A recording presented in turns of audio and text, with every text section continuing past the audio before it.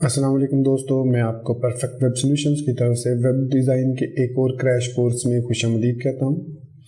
दोस्तों, मेरा नाम इमरान कासिम है और आज के इस वेब डिज़ाइन के वीडियो ट्यूटोरियल में हम मीडिया क्यूरीज़ के बारे में डिस्कशन करेंगे कि मीडिया क्यूरीज़ क्या होती हैं, उनको कैसे यूज़ किया जाता है और media query all versus print versus screen जो इसके फंक्शंस हैं वो क्या हैं और ये कैसे काम करते हैं और इनको किस वक्त कौन सा फंक्शन ऑल कब यूज़ करना चाहिए, प्रिंट कब यूज़ करना चाहिए और स्क्रीन कब यूज़ करना चाहिए। तो आज के इस वेब डिज़ाइन के वीडियो ट्यूटोरियल में ये तमाम चीज़ें हम सीखेंगे। तो इससे पहले कि मैं अपने इस वीडियो ट्यूटोरियल को स्टार्ट करूं, मैं आपसे रिक्वेस्ट करूंगा कि अगर आपने अभी तक हमारे YouTube channel perfect web solutions को सब्सक्राइब नहीं किया तो काइंडली इसको सब्सक्राइब ज़रूर कर लें और साथ में मौजूद जो बेल का नोटिफिकेशन आइकन है उसको प्रेस करना मत भूलिएगा ताकि आपको हमारी आने वाली हर नई वीडियो या सीरीज़ की नोटिफिकेशंस मिलती रहें और आप उनसे अप टू डेट रह सकें। Thank you very much. तो चलिए शुरू करते हैं इस वीडियो ट्यूटोरियल को। तो दोस्तों, यहाँ पर मैंने ब्राउज़र के अंदर अपनी फाइल mediaqueries.html को सोर्सेज की टैब में ओपन किया हुआ है इन एडिट मोड। ये कैसे करते हैं इस पर मैं ऑलरेडी एक्सप्लेन कर चुका हूँ प्रीवियस वीडियो ट्यूटोरियल में, जो कि था पिक्सल परफेक्ट और वर्सेस रिस्पॉन्सिव वेब डिज़ाइन का, कि हम इस सोर्सेज टैब को भी यूज़ कर सकते हैं to edit the source code. लेकिन अगर आप एडिटर को यूज़ करना चाहें तो आप VS कोड को भी या जो भी आपका फेवरेट टेक्स्ट एडिटर है उसको भी यूज़ कर सकते हैं। मैं इस वक्त इसको यूज़ कर रहा हूँ और इसके साथ हमारी जो फाइल है style.css जो कि यहाँ पर आपको लिस्ट में नज़र आ रही होगी एंड पे, ये भी अटैच्ड है।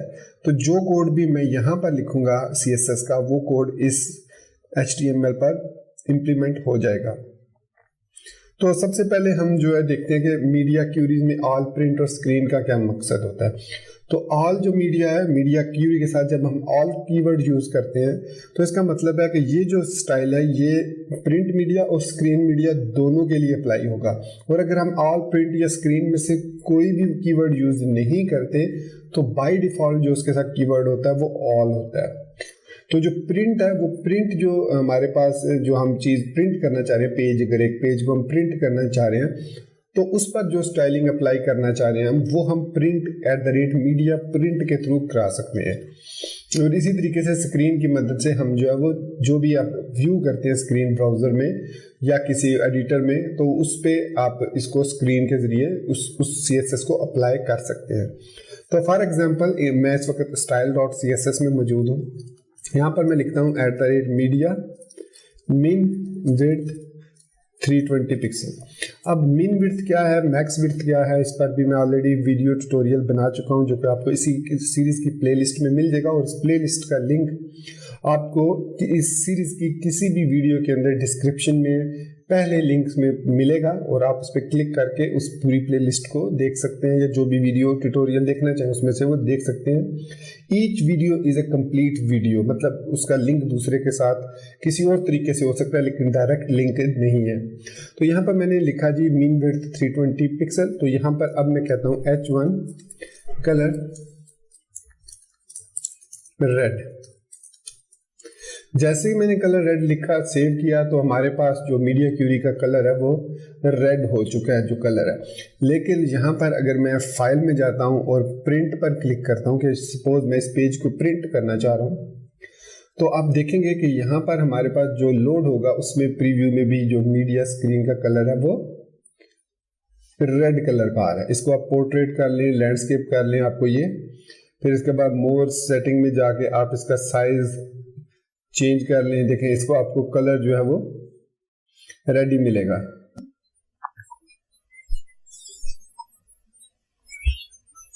देख सकते हैं। तो स्केल आप इसको अगर 50 करते हैं तो आप इसको या 200% करते हैं तो अब आप देख सकते हैं कि जैसे मैंने इसको 200% किया ये कलर जो है ये चेंज होके वापस ब्लैक हो गया। अगर मैं इसको 150 पे लेके जाता हूँ तो अगेन ये रेड हो गया। तो इसका मतलब है कि स्केल जो है 180 जो की स्केल है ये अब लेस देन 320 पिक्सल है। मतलब ये जो स्क्रीन है ये अब जो स्केल होने के बाद जो पेज का साइज है वो 320 से कम हो रहा है। मतलब अगर ये 200 है तो या 180 है तो इट मीन्स अब ये स्क्रीन की जो विड्थ है वो 320 से कम है, 320 से ज़्यादा नहीं है, इसलिए इस पर जो है वो कलर जो है वो ब्लैक अप्लाई हो गया। अगर मैं इसको 10% कर देता हूँ तो ये हमारे पास रेड कलर ही होगा, ये देख सकते हैं ये रेड कलर है। लेकिन 150 या इससे ज़्यादा 160 भी करेंगे हम अगर तो रेड है, 170 करेंगे तो ब्लैक हो जाएगा। तो ये हमारा जो 170 का 171 या 170 का जो साइज है स्क्रीन, ये 320 से कम है। इसकी पहचान ये है कि हमारा जो media screen query versus screen है जो लिखा हुआ ये नीचे आ चुका है, तो इसका मतलब है स्क्रीन का साइज छोटा हुआ है तो ये नीचे आया। तो ये है प्रिंट। अब इसी तरीके से मैं इसको कैंसिल करता हूँ, तो ये हमारे पास है मीडिया क्यूरी। मैं अब इसको स्क्रीन को छोटा कर रहा हूँ, तो ये जो मिनिमम स्क्रीन जाती है ये वाली, ये जाती है 432 पे, तो इसका मतलब है कि मैं यहाँ पर कर देता हूँ 480 पिक्सल मिनीमीटर, ताकि आपको समझने में आसानी हो। अब मैं इसका स्क्रीन साइज छोटा करता हूँ। अब मैं जैसे ही 480 से नीचे जाऊंगा तो आपने देखा हमारा जो स्क्रीन है वो ब्लैक कलर की हो चुकी है, टेक्स्ट कलर जो है ब्लैक हो चुका है, प्लस जो स्क्रीन वर्ड लिखा हुआ है वो नीचे आ चुका है। और यही हुआ था जब हमने प्रिंट स्क्रीन में देखा था, जूम करके स्केल किया हमने उसको, स्केल करने से उसका जो साइज है, विड्थ साइज है वो रिड्यूस्ड हुआ, और हमारा जो टेक्स्ट है उसका स्क्रीन मतलब स्केल जो है वो इंक्रीज होने के बाद हमारा जो टेक्स्ट का कलर है वो वापस ब्लैक कलर में हो गया। तो ये हमारे पास फर्क होता है मीडिया क्यूरीज का। इस तरीके से हम मीडिया क्यूरीज को यूज करते हैं बाय डिफॉल्ट। अब बाय डिफॉल्ट ये ऑल पर है। अब आप ये चाहते हैं कि जो प्रिंट में हो वो ब्लैक कलर ही हो लेकिन स्क्रीन पर रेड कलर नजर आए, तो ऐसी सूरत में हमें क्या करना होगा, हमें एक या तो अलग अलग दोनों की क्यूरीज लिखनी पड़ेगी और डिफाइन करना पड़ेगा कि ये क्यूरी किसके लिए है और ये क्यूरी किसके लिए है।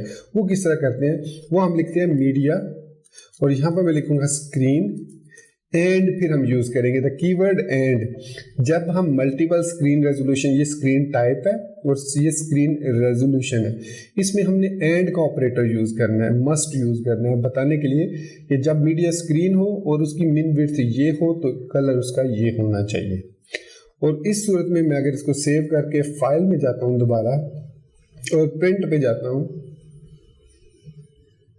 तो आपने देखा अब आप स्क्रीन को स्केल करें जितना मर्जी, इसका कलर जो होगा वो हमेशा ब्लैक ही रहेगा। देख लें, मैंने 150 किया, 100 किया, तो कलर यहाँ पर ब्लैक है, क्योंकि मैंने आप उसको बता दिया कि ये जो मीडिया क्यूरी है ये सिर्फ और सिर्फ काम करेगी स्क्रीन के लिए। अब अगर मैं यहाँ पर लिखता हूँ @media और यहाँ पर मैं लिखता हूँ print and min width 480 pixel, और इसके बाद मैं H1 को कलर दे देता हूँ ब्लू। अब मैंने इसको सेव किया तो आपने देखा कि ये जो कलर ब्लू है ये स्क्रीन वाली मीडिया पर अप्लाई नहीं हुआ, हालांकि ये कलर पहले बाद में लिखा है। और नॉर्मली जब CSS वो ट्रैवर्स करता है आपका ब्राउजर, तो जो लेटर अप्लाई जो CSS होती है वो अप्लाई होती है, जो बाद में लिखी गई अपने CSS होती है सेम टारगेट के लिए। तो यहाँ पर भी टारगेट H1 है और यहाँ पर भी टारगेट H1 है, लेकिन चूंकि ये प्रिंट के लिए है और ये स्क्रीन के लिए है तो इसलिए इन दोनों को सेपरेट डिवाइसेस पे अप्लाई करेगा। तो यहाँ पर अब मैं प्रिंट पे जाता हूँ तो अब हमें जो कलर मिलेगा वो ब्लू कलर मिलेगा ऑन 100% स्केल, लेकिन 170 पर अगेन ये कलर डिफॉल्ट हो जाएगा विच इज ब्लैक कलर। तो इस डिफॉल्ट कलर को भी हम चेंज कर सकते हैं। हम यहाँ अब यहाँ पर देखिए, अगर मैं इधर कलर कर देता हूँ H1 कलर, अब मैं ग्रीन कर देता हूँ। जैसे मैंने ग्रीन कलर किया तो अब ये जो है इसने ओवरराइड कर दिया इन दोनों मीडिया क्यूरीज के कलर को, इन दोनों कलर्स को इसने ओवरराइड कर दिया। अब पहले रेड हुआ, फिर इसको देखा उसने कि स्क्रीन है और यहाँ पर ये मीडिया प्रिंट है तो इसने इसको इग्नोर किया। इग्नोर करने के बाद वो इस पर आया और इसने इसका ग्रीन कलर कर दिया, क्योंकि ये अब डिफ़ॉल्ट है और ये हर एक के लिए है, मीडिया के लिए भी है, स्क्रीन के लिए भी है और प्रिंट के लिए भी है। अब अगर मैं प्रिंट पे जाता हूँ तो आपको यहाँ पर कौन सा कलर देखने को मिलेगा, डेफिनेटली ग्रीन कलर, क्योंकि उसने भी यही किया कि सबसे पहले उसने मीडिया प्रिंट में देखा कलर ब्लू है, फिर उसने देखा कि बायर H1 कलर ग्रीन है, तो उसने ये अप्लाई कर दिया। तो ऐसी सूरत में दोस्तों जहन में रखिए कि जब भी अपने मीडिया क्यूरीज यूज़ करनी है तो हमेशा जो है अपने मीडिया क्यूरीज को बाद में लिखना है, बाद में ऑर्डर में लिखना है, और जो डिफ़ॉल्ट आपने स्टाइलिंग देनी है, रीसेट करना है या कोई भी CSS लिखनी है वो आपने पहले लिखनी है। अब मैं H1 को उठाकर यहाँ पर लिख देता हूँ। तो ऐसी सूरत में अब हमारा जो कलर है वो रेड ही रहेगा फॉर द स्क्रीन और ब्लू रहेगा for the print media. Green colour अब किन के लिए होगा? जिनको हम डिफरेंट कलर देना चाहेंगे, मतलब CSS के क्लास के थ्रू या ID के थ्रू, तो उसका कलर जो है वो डेफिनेटली डिफरेंट कर सकते हैं हम यूजिंग ID और यूजिंग द क्लास। तो होपफुली आपको डिफरेंस जो है समझ लग गया होगा कि ऑल, प्रिंट और स्क्रीन में क्या डिफरेंस है, किसको किस वक्त यूज़ करना चाहिए। और जब हम प्रिंट लिखते हैं तो इसका मतलब है कि कहाँ पर इस CSS को अप्लाई करना है, जब स्क्रीन लिखते हैं तो कहाँ पर, और जब हम कुछ भी नहीं लिखते स्क्रीन या प्रिंट तो वो बाय डिफ़ॉल्ट ऑल होता है, और आप लिख भी सकते हैं ऑल। लिखना चाहें तो आप ऑल लिख भी सकते हैं, इस पर कोई मुज़ायका नहीं है। तो ये था हमारा difference between all, print and screen. तो अब हम बात करेंगे कि मीन विड्थ और मैक्स विड्थ को किस तरीके से हम मीडिया क्यूरीज के अंदर यूज करते हैं। तो ध्यान में रखिएगा कि इसकी भी एक तरतीब होनी चाहिए। या तो जैसे हमारे, अगर आपको बूटस्ट्रैप के बारे में पता हो तो बूटस्ट्रैप जो है वो एक CSS फ्रेमवर्क है जिसके अंदर प्री डिफाइंड क्लासेस हैं जिनको आप अपने HTML के अंदर यूज करके बगैर CSS लिखे वो स्टाइल अप्लाई कर सकते हैं। तो अब CSS का जो लोगो है, जो बूटस्ट्रैप का लोगो है, मतलब एक तो लोगो हुआ है जो ग्राफिकल फॉर्म में, एक उनका समझिए स्लोगन है कि mobile first design. Mobile first design का कहने का मकसद ये है कि हमेशा जो आपने मीडिया क्यूरीज लिखनी है वो स्मॉलर स्क्रीन से अपर स्क्रीन की तरफ मूव करना है, ना कि अपर स्क्रीन से स्मॉलर स्क्रीन की तरफ। इसकी रीज़न ये है कि हमें वो पहले उसने देखना है कि ये जो अब जो कि हमारी जो मोस्टली वेबसाइट्स हैं वो मोबाइल और स्मार्ट डिवाइसेस पर ओपन हो रही हैं इस वक्त, आज के दौर में कंप्यूटर्स पर बहुत कम ओपन हो रही हैं। तो इसलिए हमेशा जो स्लोगन उन्होंने यूज़ किया वो यही था कि मोबाइल फर्स्ट डिज़ाइन। तो मोबाइल फर्स्ट डिज़ाइन का सबसे बड़ा एडवांटेज ये है, और उसको कैसे यूज़ किया जाता है, उसको यूज़ करने का तरीका ये है कि हमेशा आप लिखेंगे मीडिया, फिर उसके बाद आप स्क्रीन लिखें, ऑल लिखें, जैसे all and mean width 320 pixel, ये होगी हमारी फर्स्ट मीडिया क्यूरी। फिर media all and mean width 480 pixel, ये होगी हमारी दूसरी मीडिया क्यूरी। फिर मीडिया, अब मैंने यहाँ पर ऑल नहीं लिखा, मीन विड्थ तो, लेकिन मकसद इसका सेम है, 678 पिक्सल, सॉरी आई थिंक 768 है, ये 768 पिक्सल। फिर उसके बाद @मीडिया मीन विड्थ, अब यहाँ पर 1024 पिक्सल है। फिर उसके बाद जो लास्ट है हमारे पास @मीडिया मीन विड्थ 1280 पिक्सल। तो ये है हमारे पास मेजर CSS ब्रेकडाउन्स जो यूज़ किए जाते हैं टू क्रिएट रिस्पॉन्सिव डिज़ाइन। अब जो ब्रेक पॉइंट्स हैं बूटस्ट्रैप के वो थोड़े डिफरेंट हैं, उनको वो अपने तरीके से हैंडल करता है। ये आप यूँ कह सकते हैं कि ये मेरे ब्रेक पॉइंट्स हैं जिनको मैं हैंडल करता हूँ जब मैं रिस्पॉन्सिव वेबसाइट को डिज़ाइन करता हूँ। तो चलिए अब इक्वलिटी के लिए मैं यहाँ से भी इसको ख़त्म कर देता हूँ, ठीक है। उसके बाद आप यहाँ पर एक मीडिया जो लास्ट लगाते हैं, media print and mean width 320 pixel. अब यहाँ पर हम वो सारी स्टाइलिंग अप्लाई करते हैं जो हम प्रिंट स्क्रीन पर या प्रिंट करना चाह रहे हैं अपने पेज को, तो उसकी सूरत में क्या स्टाइलिंग नज़र आनी चाहिए वो हम यहाँ पर लिखते हैं। तो अब अगर मैं यहाँ पर देखिए, अब मैं यहाँ पर 320 पिक्सल है, यहाँ पर मैं H1 कलर रेड कर देता हूँ तो इसका कलर रेड हो गया। अब मैंने यहाँ पर लिखा H1 कलर ग्रीन, तो इसका कलर ग्रीन हो गया जो हमारे पास टेक्स्ट है। 768 पर मैंने लिखा H1 कलर ब्लू, तो इसका कलर ब्लू हो गया। अब मैंने लिखा H1 कलर मैजेंटा, तो कलर क्या हो गया, मैजेंटा हो गया। फिर मैंने लिखा यहाँ पर H1 कलर पर्पल, तो कलर हमारा जो है वो पर्पल हो गया।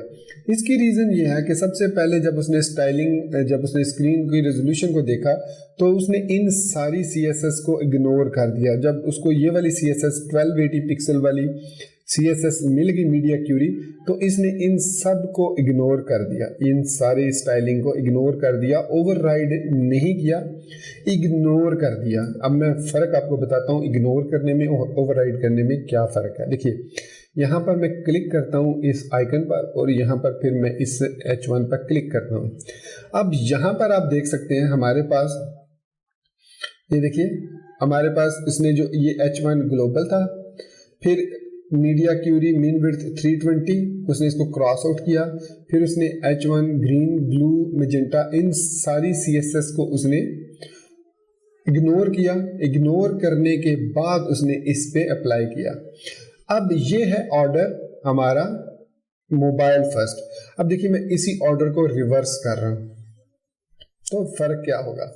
अब अगर मैं 320 को लास्ट पे ले आता हूँ और मीडिया क्यूरी मतलब यहाँ पर मैं थोड़ा सा और इसको मैं जूम इन कर लेता हूँ, आउट कर लेता हूँ, ठीक है।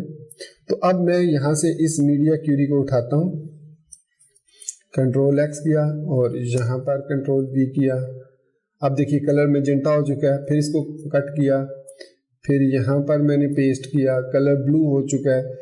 अब मैं यहाँ पर कट किया इसको और यहाँ पर मैंने पेस्ट कर दिया, कलर ग्रीन हो चुका है, कट किया, पेस्ट किया, कलर रेड हो चुका है। तो अब इस सूरत में देखिए सेव किया इसको। अब यहाँ पर हमारा जो, मैं इस H1 को ख़त्म कर देता हूँ क्योंकि इसकी फ़िलहाल ज़रूरत नहीं है। तो देखिए अब यहाँ पर हमारे पास 1280 की जो विड्थ है वो अप्लाई तो हुई, लेकिन उसने इफेक्ट नहीं डाला। अगर मैं यहाँ पर अब क्लिक करता हूँ और यहाँ पर वापस जाता हूँ तो आप देख सकते हैं कि उसने सारे स्टाइल यहाँ पर शो कर दिए हैं कि सबसे पहले उसने जो अप्लाई किया है वो 1280 पिक्सल वाला अप्लाई किया क्योंकि वो सबसे पहले लिखा हुआ है। और यहाँ पर वो हमेशा जो चीज़ सबसे पहले लिखी होगी वो आपके एलिमेंट वाली जो स्टाइल्स की ये वाली टैब है इसमें सबसे नीचे आएगी, ये ध्यान में रखना आपने।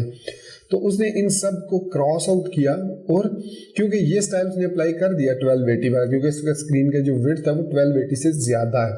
लेकिन फिर उसने देखा कि भाई ये तो 1024 से भी ज़्यादा है, ये तो 768 से भी ज़्यादा है, ये तो 480 से भी ज़्यादा है और लास्ट उसको मिली 320 से। अब डेफिनेटली हमारी स्क्रीन तो 320 से ज़्यादा ही है बड़ी, तो इसलिए जो लास्ट स्टाइल हमने अप्लाई किया था वो इस पर अप्लाई हो चुका है। अब इस चीज़ को हैंडल करने के लिए हम यूज़ करते हैं एक और टेक्निक। एक तो वो थी जिसमें हमने स्मॉलर साइजेस से बिगर साइजेस की तरफ गए। अब दूसरी सूरत में हम यहाँ पर आए हैं बिगर साइजेस से स्मॉलर साइजेस की तरफ। सो यहाँ पर आप मैक्स विड्थ को यूज़ करते हैं। तो यहाँ पर मैं अब इसको कर देता हूँ इन सब को, देखिए मैंने सब को सिलेक्ट किया और मैक्स विड्थ कर दिया। मैक्स विड्थ करने के बाद मैंने जब इसको सेव किया तो अब इसका कलर ब्लैक है। अब ये कलर वाइट क्यों नहीं हुआ, सॉरी इसमें से किसी एक कलर को भी इसने क्यों नहीं उठाया, क्योंकि अब जो स्क्रीन का साइज है हमारे पास जो मीडिया क्यूरीज है वो कहती हैं कि 1280 मैक्सिमम विड्थ है। मतलब अब 1280 मेरी जो स्क्रीन रेजोल्यूशन है इसको इस वक्त वो है 1440 पिक्सल। तो इट मीन्स 1280 से लेकर 320 पिक्सल या 320 पिक्सल से लेकर 1280 पिक्सल वाली मीडिया क्यूरीज अब इस पर अप्लाई नहीं होगी। आप इस पर जो मर्जी CSS इनके अंदर लिखते रहें वो अप्लाई नहीं होगी जब तक आपकी स्क्रीन की रेजोल्यूशन 1280 या इससे कम नहीं हो जाती। अब देखिए मैं इसकी स्क्रीन को यहाँ से पकड़ता हूँ। अब आप देख सकते हैं टॉप राइट साइड पर आपको पिक्सल लिखे हुए नजर आ रहे हैं और जैसे ही मैं 1280 की रेंज में आया, ये देखें 1280 में आया तो हमारा जो पर्पल कलर है वो अप्लाई हो चुका है। अब ये वाले कलर उस पर अप्लाई नहीं हुए। और अगर हम एलिमेंट की टैब पर जाकर देखें, ये देखिए, तो हमारे पास सिर्फ और सिर्फ एट द रेट मीडिया जो है वो मैक्स विड्थ 1280 पिक्सल नज़र आ रही है।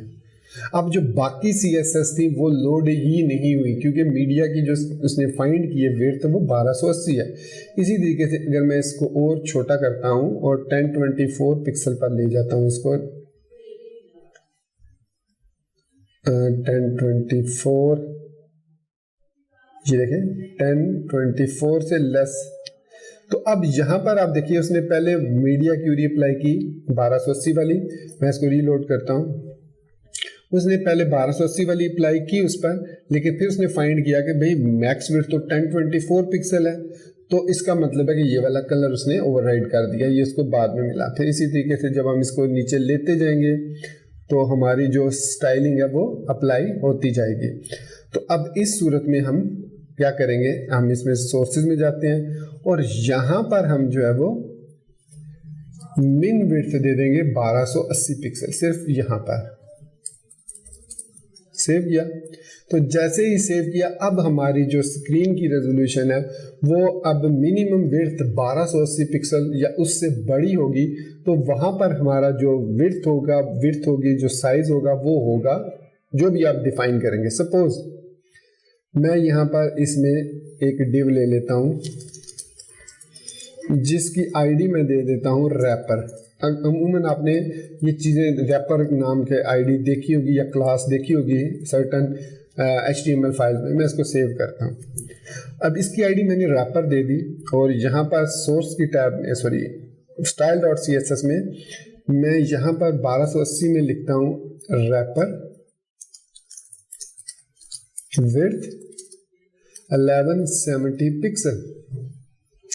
जैसे ही मैंने 1170 पिक्सल लिखा उसके बाद मैं इसका बैकग्राउंड देता हूं ताकि आपको नजर भी आए, CCC दे दिया। तो अब आप देख सकते हैं कि हमारा जो कंटेनर है उसने हमारे जो टेक्स्ट को सेंटरलाइन किया है, लेकिन अपने 1170 पिक्सल विड्थ के मुताबिक। यहाँ पर फिर हम एक और चीज़ यूज़ करते हैं, मार्जिन ऑटो। मार्जिन ऑटोमेटिकली आपकी जो लेफ्ट एंड राइट मार्जिन हैं स्क्रीन के, उसके मुताबिक आपकी विड्थ को देखते हुए सेंट्रलाइज कर देता है आपके कंटेनर को। तो अब ये हमारा कंटेनर यहाँ पर कुछ इस तरीके से। अब देखिए मार्जिन ऑटो और जो बैकग्राउंड CSS है ये मैं तमाम मीडिया पर अप्लाई करना चाह रहा हूँ। मैं तमाम जितनी मीडिया क्यूरीज हैं उन पर सब पर बैकग्राउंड और मार्जिन ऑटो अप्लाई करना चाह रहा हूँ। तो ऐसी सूरत में या तो मुझे इसको कॉपी करके सब जगह पर पेस्ट करना होगा, लेकिन ये एक हेक्टिक जॉब है, एक एक्स्ट्रा एफर्ट है। तो इसकी बजाय आप ये करते हैं कि इसको यहाँ से कट करते हैं और विदाउट एनी मीडिया क्यूरी आप इसको रैपर के अंदर ऐसे ऐड कर देते हैं। इससे क्या होगा, जो चीज़ इससे अचीव हुई है, अब ये हुआ है कि अब हमें यहाँ पर बार बार बैकग्राउंड और मार्जिन लिखने की ज़रूरत नहीं रही। अब हम जितनी भी क्यूरीज हैं, जैसे ये 1024 वाली क्यूरी, अब यहाँ पर हम विड्थ को चेंज करना चाह रहे हैं, तो यहाँ पर मैं लिख सकता हूँ रैपर विड्थ 960 पिक्सल सेव। फिर यहाँ पर मैं लिख सकता हूँ रैपर विड्थ 768 पिक्सल। सॉरी, मैं यहाँ पर विड्थ इसकी कर देता हूँ 480 पिक्सल और यहाँ पर इसकी मैं विड्थ कर देता हूँ रैपर विड्थ 320 पिक्सल और यहाँ पर मैं इसकी विड्थ 100% कर देता हूँ। तो रैपर विड्थ 100%। सेव किया इसको। सेव करने के बाद अब मैं जब इसको स्क्रीन को चेंज करूंगा, रेजोल्यूशन इसकी स्क्रीन रिस्पॉन्सिवनेस को, तो आप देखेंगे कि ये ऑटोमेटिकली ये यहाँ पर आप देखें, यहाँ पर हमारे पास ये अब मैक्स विड्थ यहाँ पर चेंज हो रही है। देखिए यहाँ पर ये पर्पल है 1280 मतलब हमने मैक्स विड्थ जो दी हुई है वो है 1280 पिक्सल। अब नीचे से मैक्स मिन विड्थ हमने 1280 दिया है और यहाँ नीचे हमने लिखा हुआ है मैक्स विड्थ 1024। सो हमारे पास 1024 से लेकर 1280 के बिटवीन जो हमारे पास विड्थ है या CSS है वो हमने अप्लाई नहीं की। तो ऐसी सूरत में क्या होगा, ये देखिए ये हमारा कलर ब्लैक हो चुका है। तो ऐसी सूरत में हम ये करते हैं कि यहाँ पर हम देंगे कि इसकी मिन विड्थ 1024 हो और मैक्स विड्थ, देखिए मिन विड्थ हम इस तरीके से लिखेंगे, फिर लिखेंगे एंड मैक्स विड्थ हम यहाँ पर लिखेंगे 1279 पिक्सल। मतलब जब 1280 से स्क्रीन साइज बड़ा होगा तो उस वक्त जो रैपर है वो 1170 पिक्सल का होगा। ये देखिए यहाँ पर जब हुआ तो वो ये 1170 पिक्सल है और जैसे ही 1280 से नीचे आएगा ये, तो ये देखिए इसका जो विड्थ है वो अब 960 पिक्सल, बल्कि यहाँ पर हमें 1024 जो मिन विड्थ वाली है वो देनी चाहिए। सो यहाँ पर हम 1024 पिक्सल दे देते हैं, बल्कि नहीं 960 पिक्सल ही आएगी। और फिर इस तरीके से जब हम और नीचे आएंगे तो अगेन कलर ब्लैक हो गया। तो ऐसी सूरत में अब हम यहाँ पर मिन विड्थ देंगे 768 एंड मैक्स विड्थ जो है वो हमारे पास होगी 960 पिक्सल, 1023 पिक्सल। तो ऐसी सूरत में हम जो है मिनिमम विड्थ वाला जो इसको विड्थ देंगे तो 768 पिक्सल यहाँ पर हम मिन विड्थ वाली देंगे। फिर इसी तरीके से नीचे आएंगे तो मैक्स विड्थ है तो यहाँ पर हम मिन विड्थ कर देंगे और यहाँ पर एंड मैक्स विड्थ 767 पिक्सल और इसको जो साइज देंगे 480 पिक्सल देंगे जो कि मिनिमम है। तो यहाँ पर मिनिमम 1024 पिक्सल ही आएगा। फिर उसके बाद हमारे पास है मैक्स विड्थ 320। अब 320 से लेकर 480 के दरमियान जो है वो हमारे पास जो स्टाइल है वो कहाँ पे गया। तो इस सूरत में हम लिखेंगे min width 320 and max width is equal to 479 pixel. तो ये हमने अब मीडिया क्यूरीज लिख दिए हैं। अब हमारे जो कलर्स हैं वो बिल्कुल एक्यूरेटली अप्लाई होंगे और हमारा जो स्क्रीन साइज है वो भी ये देख सकते हैं कि प्रॉपरली काम कर रहा है। कोई दरमियान में अब ब्लैक कलर जो है वो हमें देखने को नहीं मिला, जैसे अभी थोड़ी देर पहले मिल रहा था, क्योंकि उसमें फिर गैप आ गया था। मिन विड्थ तो ठीक है, ये हमारा मिन विड्थ ठीक है, लेकिन जब हमने यहाँ पर मैक्स विड्थ दिया था 1024 तो उसमें हमारे पास मैक्स विड्थ 1280 से लेकर 1024 के दरमियान जो गैप था वो कवर नहीं हुआ था। तो उस वक्त उसमें ब्लैक कलर फिर आ गया था। अगर हम वहाँ पे मैक्स विड्थ 1279 दे देते, एक पिक्सल इससे कम दे देते, तो ऐसी सूरत में फिर हमारा क्या स्टाइल अप्लाई होना था, फिर हमारा वो स्टाइल जो है वो कुछ इस तरीके से होना था। चलिए मैं आपको ये भी दिखा देता हूँ। ये मैं इसको किया मैक्स विड्थ, एंड लगाने की जरूरत नहीं है क्योंकि हमने अभी इसमें अब यहाँ पर ये देखिए मैक्स विड्थ सेव किया। इसको सेव करने के बाद अब हम इसको दोबारा से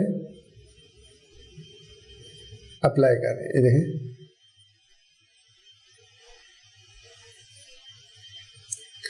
तो देखा आपने कि ऐसी सूरत में भी हमें मैक्स विड्थ जो है इससे एक पिक्सल कम, और जितनी हमने विड्थ सेट की है उस विड्थ से एक पिक्सल कम हमने नेक्स्ट मैक्स विड्थ सेट कर दिया, और इसी तरीके से हमने अपनी तमाम CSS को ऑर्गेनाइज कर दिया। तो आपके पास अपनी मीडिया क्यूरीज को ऑर्गेनाइज करने के तीन तरीके हैं, मिन विड्थ के साथ या मैक्स विड्थ के साथ या मिन और मैक्स विड्थ के कम्बिनेशन के साथ आप इसको ऐड करेंगे। उसके बाद जो आपके पास प्रिंट की मीडिया वो आप इस तरीके से यूज कर सकते हैं कि मिनिमम विड्थ 320 हो तो ये प्रिंट मीडिया अप्लाई हो, या मिनिमम विड्थ आप जो भी देना चाहें यहाँ पर आप दे सकते हैं, 100 पिक्सल दे सकते हैं, 50 पिक्सल, 1 पिक्सल दे सकते हैं। तो उस सूरत में वो वाला अप्लाई हो जाएगा उस पर जब कोई इसको प्रिंट करना चाहेगा। तो ये था हमारे पास मीडिया क्यूरीज में ऑल, प्रिंट और स्क्रीन, और उसके बाद different media queries using min width, max width और using combination of min and max width.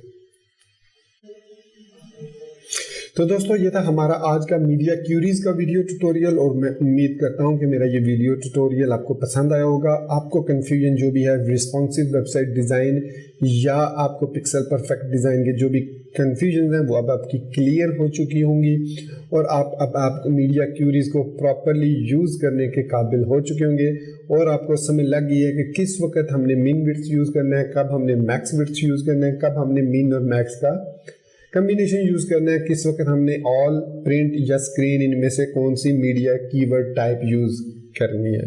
तो इसी बात के साथ दोस्तों मैं आपसे इजाज़त चाहूँगा, और उम्मीद करता हूँ कि आप मेरे चैनल को सब्सक्राइब करना, इस वीडियो को लाइक और शेयर करना बिल्कुल नहीं भूलेंगे।